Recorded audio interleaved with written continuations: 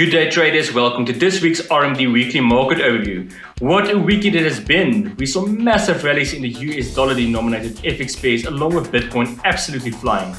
Maybe some of you have missed the rallies last week, but the good news is that it isn't too late and there are plenty new opportunities which we'll have a look at. I'm going to let the disclaimer roll and I will see you back in the charts.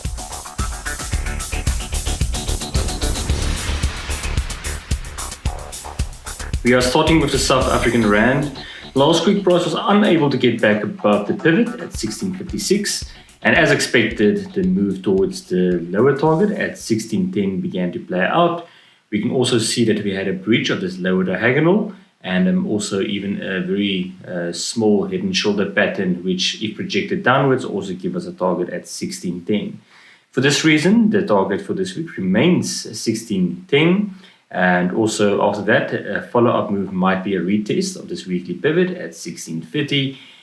Should that level not hold and price manage to break back above it, that would mean that we will retest this area of now resistance between 1640 and 1644.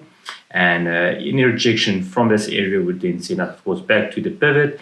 And should these levels fail, there would be a new low target of either 1610 again or the weekly pivot at 16. However, should price manage to break above this area of resistance and get above 1644, that would see us retest the yearly R2 pivot at 1655, which is now a very strong area of resistance. And only if price manages to get above this level will we see higher targets, such as the monthly pivot at 1669. We are looking now at the Euro USD. Last week was an excellent week for trading this specific pair. As we can see that after price broke above our weekly pivot at 1.174, which also coincided with this upper diagonal channel at the time. A break of that then sent price targeting and also hitting all three of our targets as set in our video last week. So that first one was at 1.178, that was the monthly pivot. The second one was the weekly R1 pivot, that was at 179. And then the final target was the one that we had at last week's R2 pivot at 1.188. And as you can see, it hit that target precisely. And just I think what made that target so precise was the fact that that also coincided with the upper diagonal. For this week, we are considering a potential pullback to retest this area of the lower diagonal. And depending on how soon that happens, it could either happen at this weekly pivot level at 1.181. Or perhaps a bit higher up, around 1.182. Also, if we are able to take out this high of last week at 1.88, I believe we will target the area between the yearly R2 pivot at 1.191 and the weekly R1 pivot at 1.192. If, however, we do fail and break below the weekly pivot at 1.181, we will probably retest the monthly pivot at 1.178. And should we lose that, we could perhaps target this area at 1.174, which is the weekly S1 pivot. Then quickly having a look at the economic calendar for the week, we can see that we have quite a few events, mostly medium impact events, with just a few high impact events affecting the Australian dollar on Wednesday. And then, of course, there's a few affecting the Japanese yen on Thursday. And then just having a look also later on Thursday, there are a few high impact events affecting the euro. That would be at 245, and then some USD events later on Friday, but those are also medium impact events. So keep an eye on the economic calendar, as though these events might affect volatility for the week. Moving on now to the GBPUSD. As we also saw with the Euro USD last week, as soon as price broke above the weekly pivot, and in this case it was at 1.295, the bulls were firmly in control, taking price all the way up to the weekly R2 pivot at 1.317, which also closely resembles the upper diagonal. After that, we saw a pullback to retest this breakout area, which is also now near the new weekly pivot at 1.303, and also taking into consideration that this level is just above our monthly pivot at 1.3, suggesting that we might still see this level being retested sometime today. And if this level, of course, manages to hold and price manages to get back above the weekly pivot, I suspect we will see a move back towards this high of last week and also our weekly R1 pivot at 1.318. However, should price break below the monthly pivot at 1.3, we will likely see the support level being retested at 1.293, and if that fails, support would be around 1.289, which is the weekly S1 pivot, and also the area where it will likely meet up of the 4-hour 200 SMA. We are now looking at Australian dollar USD. Price is continuing to trade within this broadening pattern, and the retest of this lower diagonal boundary at 0.703 last week would suggest that a move back higher towards the top of this diagonal is now in play.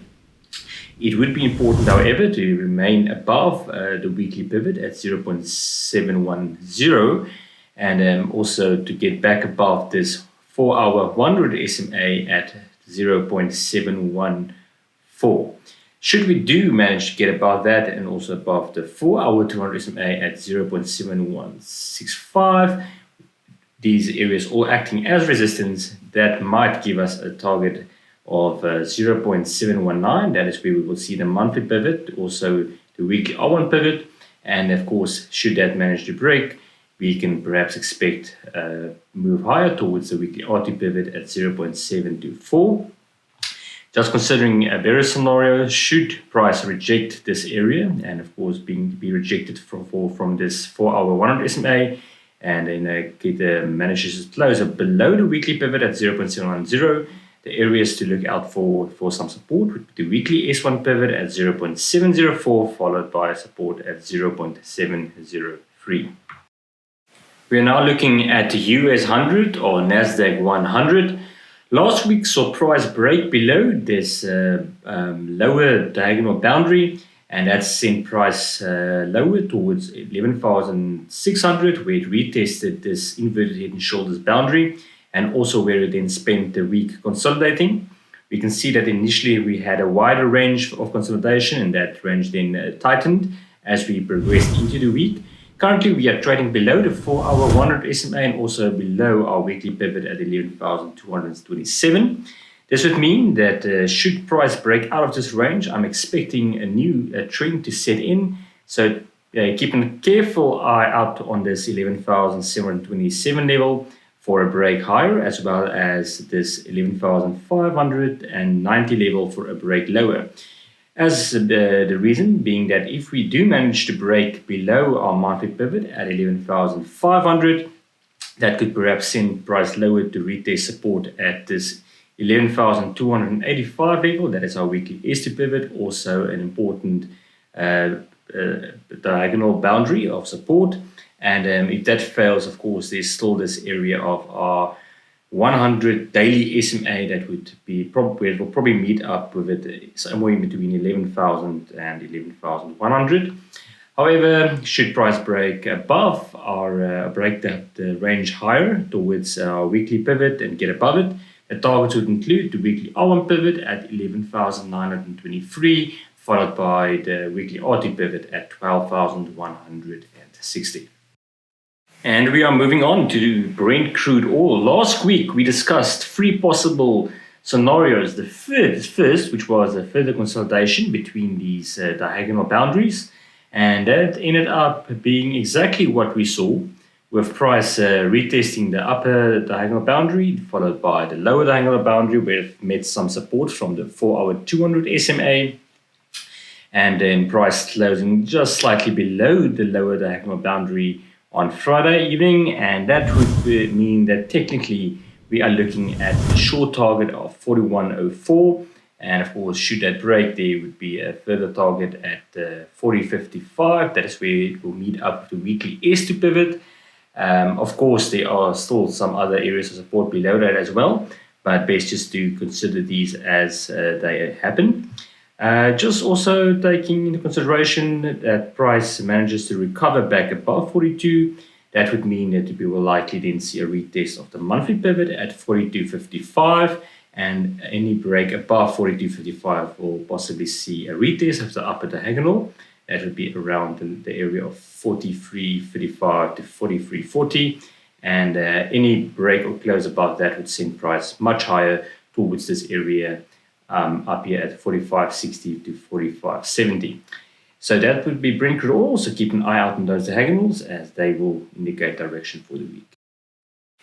Looking now at gold, last week saw a break above our diagonal, and that quickly turned out to be a false breakout with a small head and shoulders pattern, then quickly forming selling price toward the projected target at 1896. After that area was then retested, we saw price head back up to retest the 4-hour 200 SMA. That then got rejected and price closed just below the lower diagonal, and technically that means we are looking at a short target at around 1886. That is where price will meet up with the daily 100 SMA. So very importantly, should price manage to reach this target, it will probably likely retest this area between 1902 and 1905, as that then becomes resistance. And of course, in a scenario where price do manage to recover and head back above 1905, that is of course where we now have our 4-hour 100 SMA. And of course, then should price then break above the diagonal again, managing to break above the 4-hour 200 SMA, it's possible that we would then see the weekly R1 pivot at 1923 tested. And an important measure for that would be if we manage to take out that high over there at 1914. So those would be the targets. Of course, if the upper diagonal are broken and we do manage to see our higher targets reached, there would be quite a few more targets higher, as you can see at both our weekly R2 pivot and also a monthly R2 pivot at 1968. Of course, this might then be a longer term play, but for the short term, it's best just to keep an eye out on this triangle and these two targets at the weekly R1 and the weekly S1 pivots. We are concluding this week's market overview by looking at Bitcoin. Bitcoin last week broke above the weekly pivot at 11,655. That then saw a sustained rally into resistance, which is the area between 1300 and 132, which is the area of resistance which is then met. That is also a very important area of diagonal resistance. And there are quite a few scenarios to consider for this week. The first being perhaps this little head and shoulders forming on this area of resistance in price back into this diagonal support, which we will probably meet at around 12,200 to 12,300, depending, of course, when that starts to play out. Overall, this is all still very much bullish behavior from Bitcoin, and should we manage to take out this monthly S2 pivot at 13,132 and of course get back above that high at 13,367, that could propel price much higher towards targets such as the weekly R1 pivot at 11,700 and even as high as 14,400, which is also the weekly R2 pivot. And just quickly going back to the 4-hour time frame, should price, of course, manage to break below this diagonal support, there are now strong areas of support all the way down from 12,000 to 11,800, being the monthly R1 pivot, also the weekly S1 pivot, and of course a final line in the sand for this bullish trend would now be this 11,650 area, as a break below that will probably send price back as low as 10,880. But overall, trend is bullish, and we are looking forward to what Bitcoin is going to do this week. I trust you found value in this week's video. Please remember to subscribe, and if you would be interested in receiving trade setup ideas throughout the week, please visit our website www.rmdtrader.com and sign up to our newsletter. Until next time, this is John Jacobs for RMD Trader. Trade smart and trade successful.